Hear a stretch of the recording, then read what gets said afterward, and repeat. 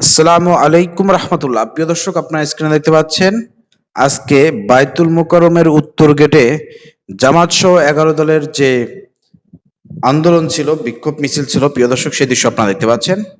আপনাদেরকে drone footage দেখাবো প্রিয় দর্শক, যেখানে আপনারা দেখতে পাবেন যে কি পরিমাণ মানুষ আজকে এই আন্দোলনে যুক্ত হয়েছিল। প্রিয় দর্শক, আপনারা স্ক্রিনে দেখতে পাচ্ছেন। ভিডিওটি প্রচুর পরিমাণ শেয়ার করেন। দেখেন, এই আন্দোলন শুধু জামাত ইসলামের না, 11 দলের আন্দোলন না, এটা মাথায় রাখতে হবে। আমি অনুরোধ করব এবং মানে স্কুল কলেজ ইউনিভার্সিটির ছাত্ররা, আপনারা যারা গত জুলাইতে যেভাবে আপনারা কোটা সংস্কারের আন্দোলনে যেভাবে রাস্তায় নেমেছিলেন, আপনাদেরকে ঠিক ওই কোটা সংস্কার আন্দোলনে আপনাদের সহপাঠী যারা মারা গিয়েছে, আপনাদের ভাই ব্রাদার যারা মারা গিয়েছে, আপনাদের পরিবারের লোক যারা মারা গিয়েছে, তাদের জন্য রাস্তায় নেমে আসুন।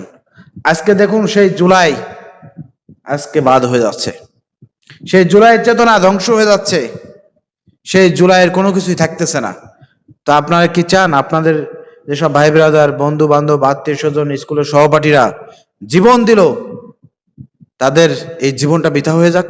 আপনারা কি চান? আমার মনে হয় না যে আপনারা এতটা অকৃতজ্ঞ হবেন। এজন্য আমরা চাই যে এই আন্দোলনের শুরুটা স্কুল কলেজ ইউনিভার্সিটি থেকে শুরু হোক। এর পরবর্তী ধাপে জামাত ইসলামের কোন কর্মসূচি ঘোষণা হওয়ার আগ থেকেই আমি মনে করি আগের বার যেভাবে কোটা সংস্কারের জন্য ছাত্রছাত্রীরা রাস্তায় নেমে এসেছিল, এবারও কোটা সংস্কার আন্দোলনের জন্য রাস্তায় ছাত্রছাত্রীদেরকে নেমে আসতে হবে। তাহলে আন্দোলন বেগমান হবে। ভুলে যায়েন না, আপনাদের সহপাঠীদের রক্তের দাগ এখনো কিন্তু রাজপথে লেগে আছে। অতএব আপনারা ঘুমিয়ে গেলে হবে না, রাস্তায় নেমে আসতে হবে, জাগতে হবে। আবার নতুন করে নতুন ফ্যাসিবাদ বাংলাদেশে জন্মগ্রহণ করবে। আবার 5 বছর পর, 10 বছর পরে আপনাদেরকে জীবন দিতে হতে হবে। এটা আমরা চাই না। আমাদের এই ফ্যাসিবাদ হওয়ার যে শিকড় রয়েছে, এই শিকড় উপড়ে ফেলতে হবে।